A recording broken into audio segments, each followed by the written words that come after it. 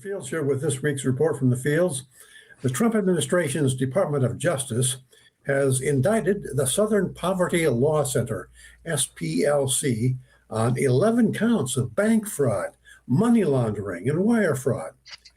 We've learned that Trump, like Biden before him, has weaponized the DOJ, so we do need to take this news with at least a half a grain of salt. Still, the charges seem a little too specific to be just made up. Specifically, the SPLC is charged with creating phony shell companies with no real businesses, like Rare Books Warehouse and Fox Photography.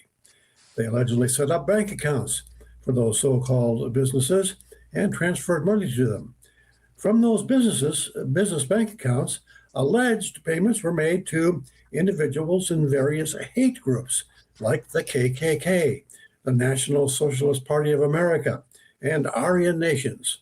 All very interesting because the SPLC supposedly sued the KKK into bankruptcy back in the 1980s. And Aryan Nations and the National Socialist Party of America reportedly no longer exist, according to my AI research of legacy media. Nonetheless, the SPLC's defense of the money-changing hands is interesting. They don't deny funding people in hate groups. They claim they were just actually paying informants from the hate community. Maybe, but without hate groups to use for fundraising, their ability to raise money from donors might be just a little less. It's also informative to peruse their website and take a look at all the people who have earned SPLC's hate label.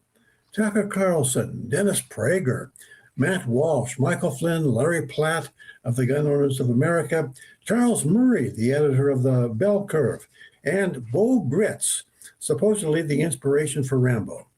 There are 250 plus people and organizations listed as haters. Most of them have rightly earned the label. I don't like them either, but they still have free speech rights. And for a lot of them, the only thing that qualifies them for the hate label is being too conservative or libertarian. See the aforementioned list. Tellingly, there are literally no progressive, socialist, or communist organizations on their extensive list. You know, the kind of organizations that yearn to control government so they can make everyone do their bidding, would-be tyrants. You think that an entity set up as a nonprofit charity that allegedly engages in shenanigans like funding the people and groups they supposedly hate to the tune of about $3 million might have credibility problems. By the quick perusal of Charity Navigator, the organization that rates nonprofits, they still give the SPLC a nearly perfect 98% 4-star rating. Go figure. I'm Richard Fields, and that's this week's report from the fields. See you again next week.